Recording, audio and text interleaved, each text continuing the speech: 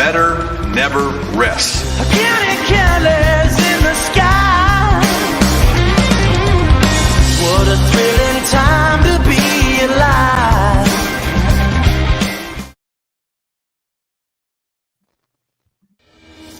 What's up, Rusty? What's going on? It is the Georgia Show. I'm Jake Rowe. He's Rusty Mansell. We're with you this morning to talk Dogs football. We're going to look a little bit ahead to the Georgia schedule, take a look at that Clemson game and kind of how the season starts for Georgia.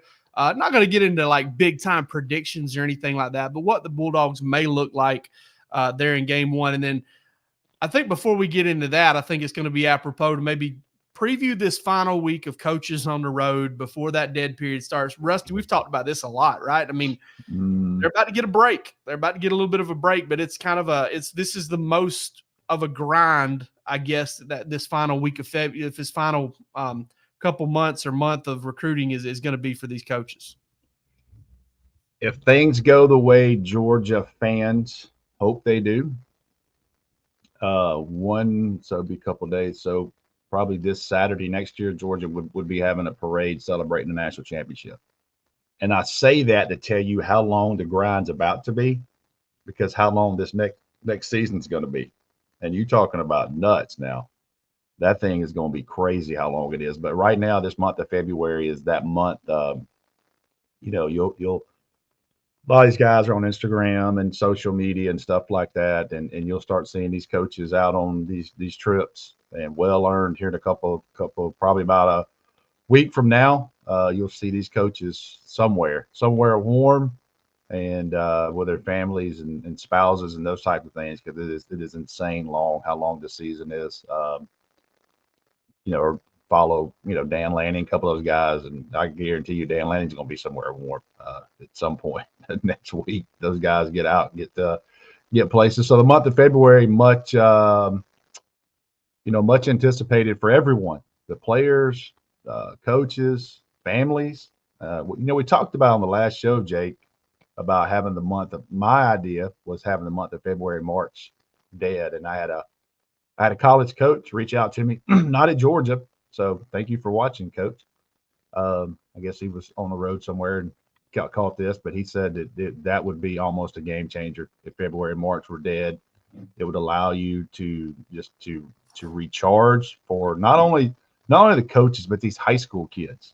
You don't have to take all these visits. You don't have to be pressured to go to every junior day. You don't have to be, you would have time to focus in on your high school and those types of things. So, but that being said, to answer your original question, February is much anticipated for everyone. Also, not only does it allow these coaches time to get away, when they get back, that's when you start those workouts. So like Kirby Smart and Trey Scott and Dale McGee and Brian McClendon, they'll all be at morning workouts, and you start working those stations, and you start getting around the team for the first time. They haven't been around the team, right? Because they've been on the road. The guys that have been, the weight staff, Scott Sinclair and his staff, and those guys, and I'm sure Will Muschamp, being in the office now, all those guys have been involved with the off-season workouts right now. But come about mid-February, all the way into early March, those morning workouts, that's where these guys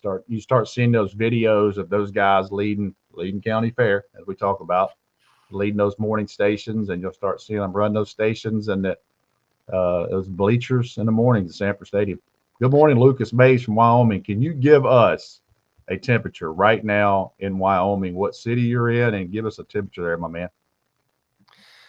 I just, every time you say county fair, I think back to Atkinson County High School football camp. First thing in the morning, hey, let's warm up with county fair. The grass is wet. Lloyd McDonald, the head coach, Lloyd McDonald, screaming at us, and his dentures fall out. And he just picks them up and throws them back in with grass on them. The toughest man I've ever been around in my life. But yeah, we used to hang our cleats on that big chicken house fan in the locker room, see if we can get them dried out, I'm telling you, dude, Atkinson County was no joke. We had this needs to go to Bark After Dark. This is No, a I'm telling you, man. whole Oh, segment we got to right here. entertain these folks. We got to tell them. We Oh, got to tell them what it was man. like in the sticks if we didn't have the world class facilities of Pepperell High School. Wait, we didn't either. And you know, as you're an adult now, and like if you know those coaches when they saw that grass was due, and the first thing they did was make you get on your butt and do that butterfly stretch. Yeah, you know they just kind of laugh like y'all get out in that wet grass and get going, guys. Ooh, I don't know how we did it.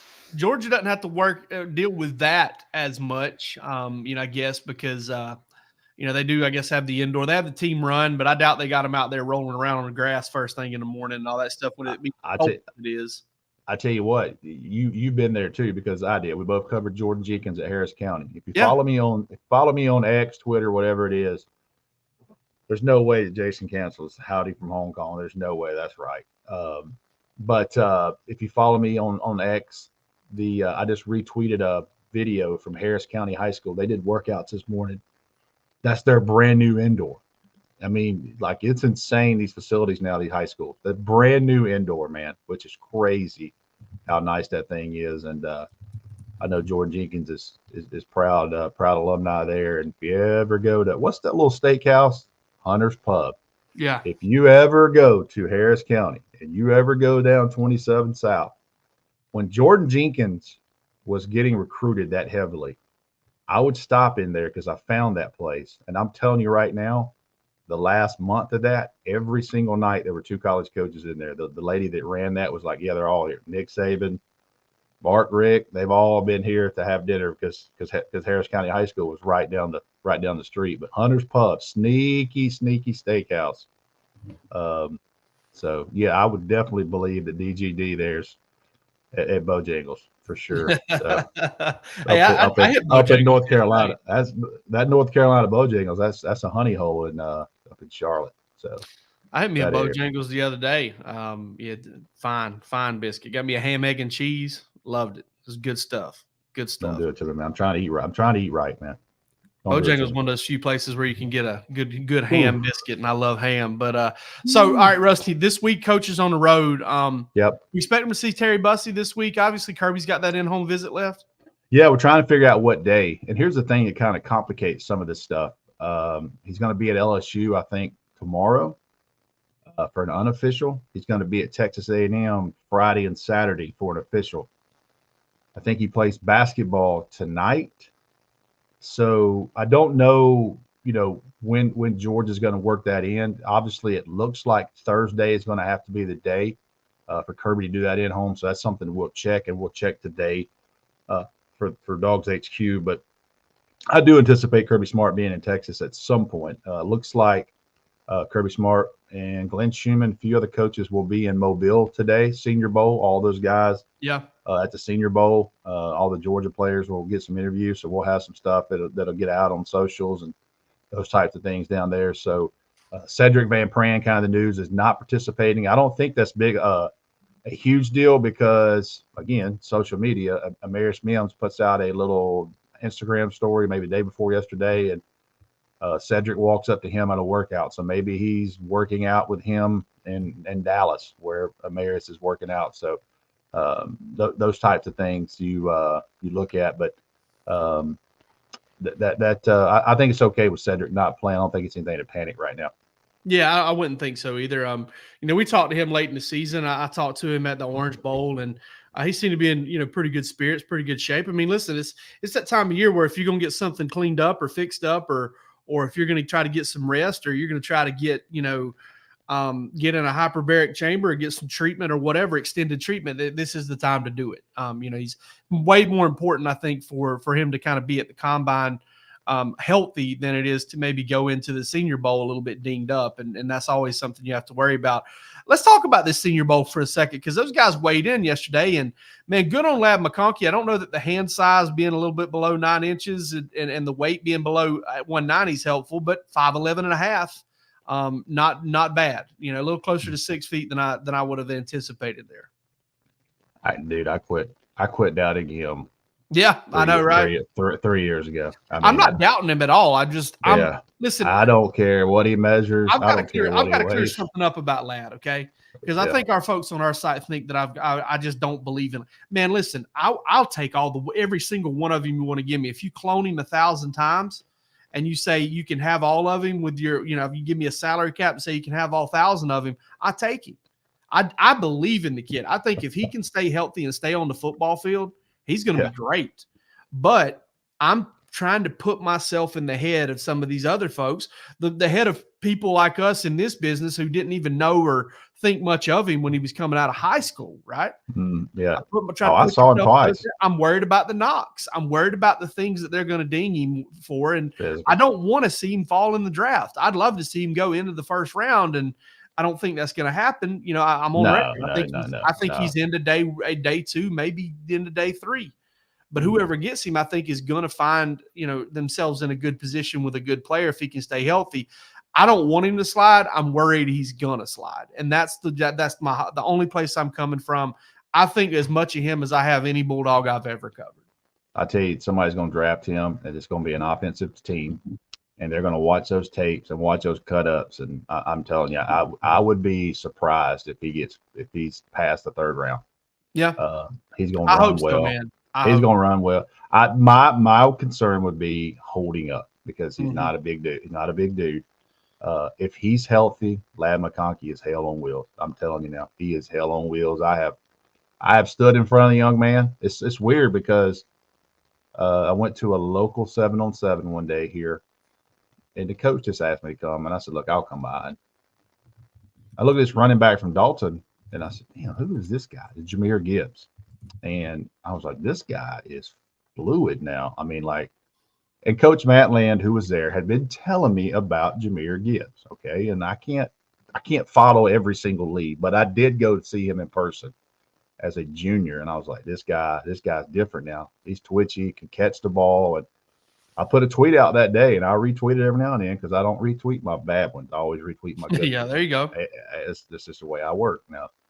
But I said, this guy reminds me of Alvin Kamara, and he is. I mean, that's who he reminds, and now he is. And then, but anyway, I saw Ladd McConkey play quarterback that day for North Murray, and I was like, man, he is small. I mean, he is thin, and and I didn't get to see him running around making plays. This was 7-on-7, and then everybody his senior year kept telling him, this guy.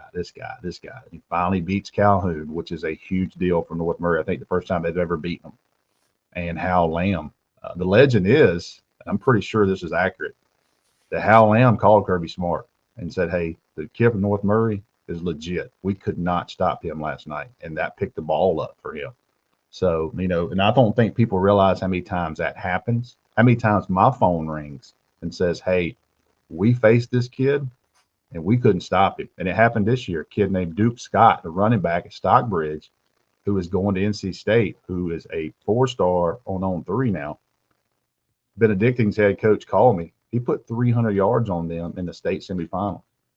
And for a team Benedictine that good, their coach called me unsolicited and said, Rusty, that kid at Stockbridge is a real deal. He's a real deal running back. And, that's an example of how things happen. So.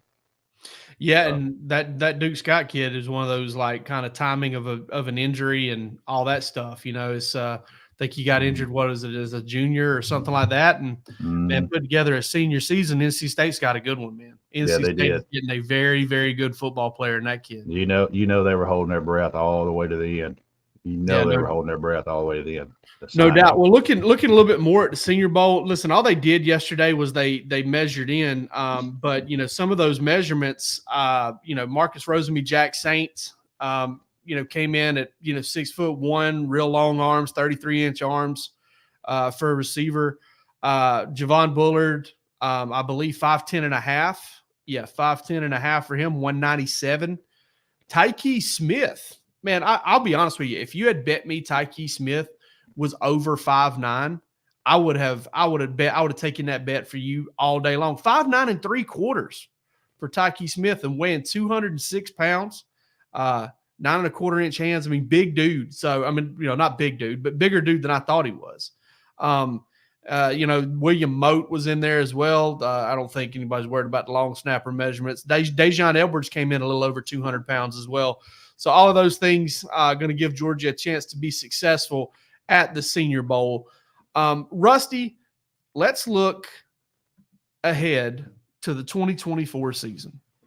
And Georgia's going to get it going right out of the gate. Now, I'm a little torn on this matchup because I tell you what, man, I had this thought the other day. I was talking to a friend of mine who is a Clemson fan, and I said, listen, Clemson is Clemson, Dabo's Dabo, and they play hard, and it's a good football program. I don't care if they've tapered off a little lately or not. They're a good football program, capable of beating you if they play well. But the one thing you got to worry about is that Kirby is, I'm not saying that Georgia's the Alabama dynasty, but they've kind of put together that little bit of a game one, buzzsaw look. You think about that Oregon game, and you remember all those games where Alabama would lead off the season with Virginia Tech or Florida State or whatever, and they'd have all offseason to get up, and, man, they would just come in and body every single one of those teams. I just got a feeling it's coming in this one. I know we are a long way away, but I got a feeling it's coming. Georgia will be ready for Clemson. Yeah, there'll be no shortage of focus from that team or that staff. I'll just leave it at that. There will be no.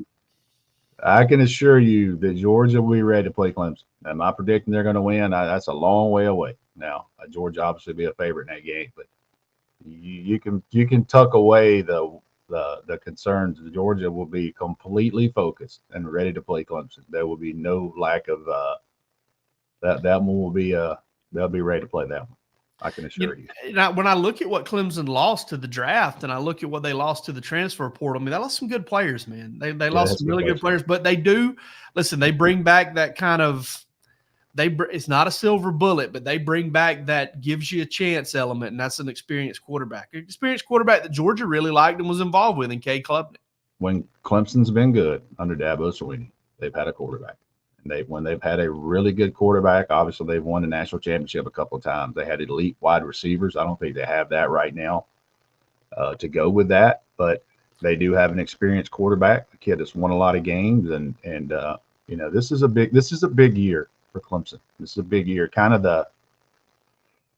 I wouldn't say the buzz is kind of worn off. I think they're getting kind of tucked away a little bit. But this is a program that has won a lot of games over the last 5 or 6 years. Won a lot of big games. They played in the playoffs.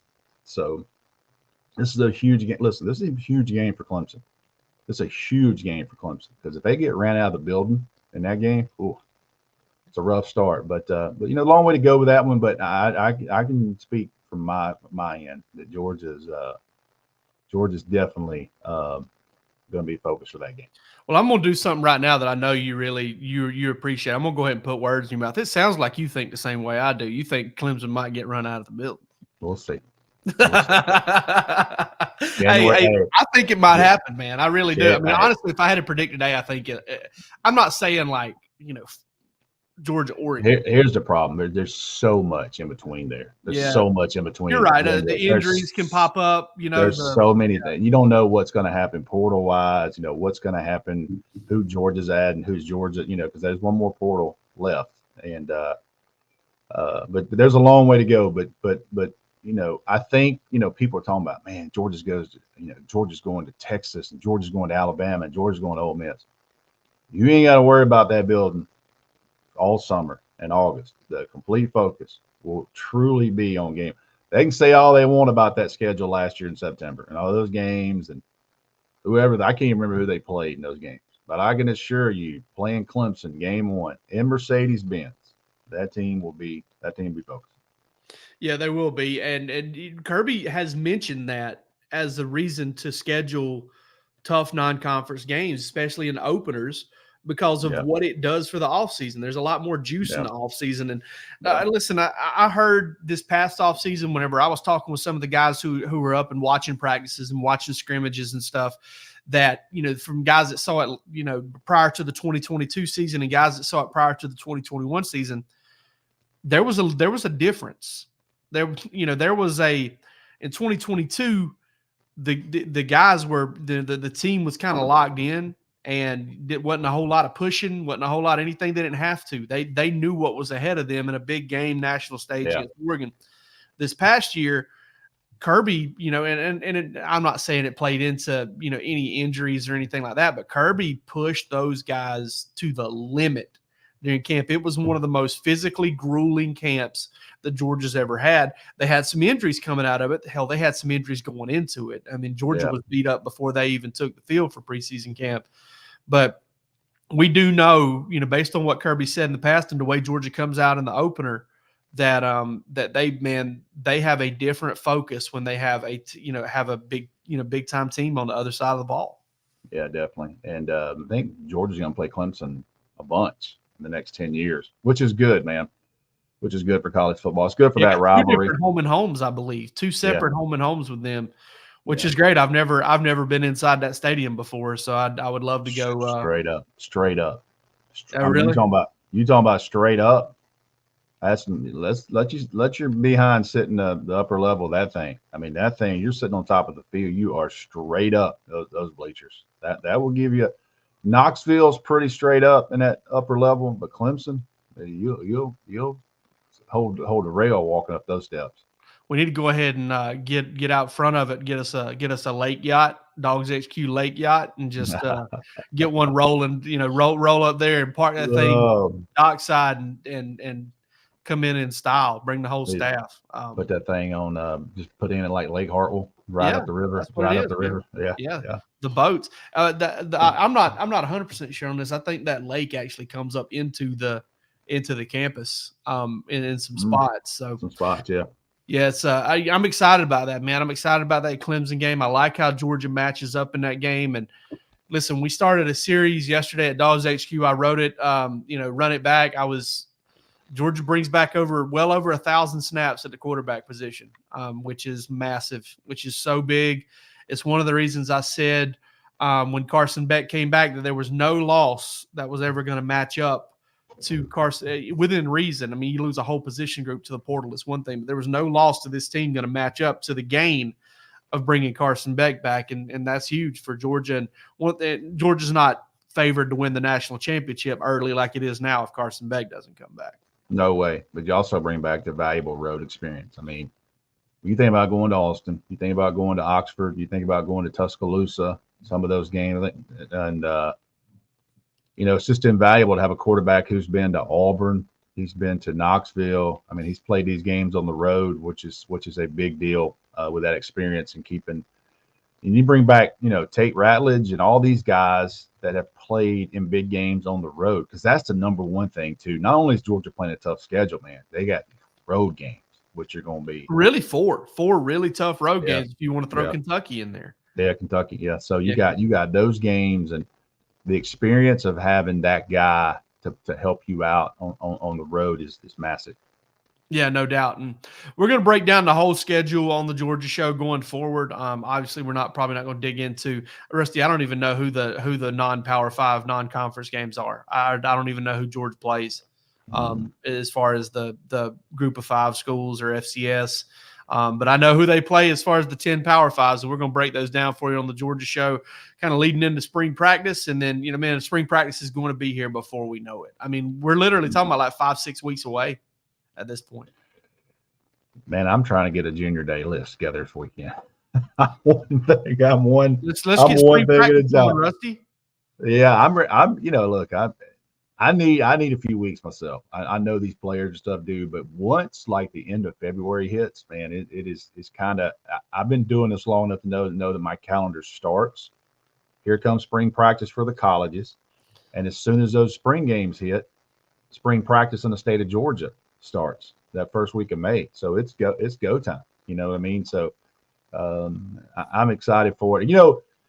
I think G-Day is going to have a ton of buzz with these new transfers, these new guys. Obviously, new running back, new wide receivers. I think it's going to be, plus you get to see these younger kids play, and that's your first chance. You're going to see Ryan Puglisi on the big stage, playing in Sanford Stadium, and Gunnar Stockton's obviously going to get a lot of reps. I wouldn't imagine Carson Beck's going to play a ton in that, those deals. So get a chance to see all these guys and the new players and those types of things. Big basketball game tomorrow night. in Stegman Coliseum. And a lot of things going on in Athens. Baseball is about to start. Softball is about to start. It's the calendar's turning, man. Yeah, and as soon as we get done here, I'm gonna start a GoFundMe. We're gonna get you to Aruba, get you recharged. Get your battery right. Okay, that way Georgia can get some commitments, get you on vacation, so Georgia can get a commitment or two. I saved vacation for June and July. I get a little bit of time there because I know that's commitment season, and everybody knows when I go on vacation, it's the open gate. So I'll save that. I'll be a team player and save that vacation. So I got a camp this weekend, kind of start. Got a camp down in Valdosta this weekend. We'll start our MVP camp season, and that's something that we're on our 12th year doing that, and look forward to it. And got kids from Florida, Alabama, and Georgia so far registered, so that'll be fun. We'll get some stuff out of that. And looks like the weather gods are loving on you a little bit. It looks like it's going to be pretty decent weather down there, right? It's supposed to be 68 or something. Don't matter to me because you know what? I'm at Lyons High School. We got a 110-yard indoor. Oh, that's what it is, huh? First time we're getting to use that indoors, so excited about that. I looked at the weather. It's weird because I look at the weather because sometimes I stress over those things, but I'll never forget. Probably 6 or 7, 8 years ago, we had a camp at Lovejoy, and I'm telling you right. I remember that camp. I wasn't even there. Well, we have them. We had them for a while at Lovejoy. Yeah, kind of. But I remember the one you're talking about. Oh yeah, man, it was pouring. And I had to make the decision. I'm sitting there, man, and we don't do camps this big anymore. And that thing got way too big. That was the year that I put a stop. We had like 500 kids. You think about 500 kids, you start talking about parents. And this thing starts raining buckets in the middle of the camp. And I had to look at my phone. And my phone kept saying it's going to stop in 20 minutes. And I was like, man, I don't know. I had to make a decision. We're either going or we're not. And by the grace of the good Lord, I said, we're going. And I'm telling you, within 10 minutes, stop. Sunshine came out. But everywhere around us was just storming, massive storms. I will never forget that day. And got in the car, went up 2 exits, and it was just dropping buckets. So they got to worry about that this year. So we're going to be at Lowndes High School and got some young kids. And we've had some great camps down there in South Georgia. And we had Derrick Henry there, 2011. Then we had Derrick Henry down there, and had a young man come to camp one time and had a little hat on, a little goofy hat, and he wound up winning MVP, quarterback MVP. Young man named Stetson Bennett came to our camp, and I was like, "Damn, this kid's small, but man, he can zip it now." And I don't make the decisions. I'll always let the position coaches. I said, "Listen, I don't care who it is." Derrick Henry didn't win an award that day. Nick Chubb came to our camp. He didn't win an award. I was like, I don't care who it is. I want to know who the best is today. Stetson Bennett, he won it that day. And I got a picture of him. And he had his little mailman hat on as a junior in high school down there at Lowndes High School. Tell you what, I was watching Brock Purdy run around the second half of that game on Saturday wearing that number 13 in red, and I couldn't help but think about Stetson Bennett and kind of, some of the scrambles and runs he had in big games for Georgia over the years. We also got Under Armour coming up next month there in about 3 weeks. That's a big one. Over at Carrollton, and DawgsHQ will be there in numbers. I think we got 4 guys going to that, and we'll have that covered for you too. I'm really excited about that. I've enjoyed getting back into the little bit of the recruiting stuff. It's been kind of fun, but listen, we'll be back with you on Thursday morning, 8:30 ish. We try to it's kind of tough in the mornings, with kids and things like that, but we'll be with you somewhere between 8:30 and 9. And we'll continue kind of looking ahead at the schedule, talk about the news of the day, and get off topic like I always make everything go. I just do that. I can't help it. So as far as this Tuesday, y'all take care. Have a great Tuesday and Wednesday. We'll see you in a couple.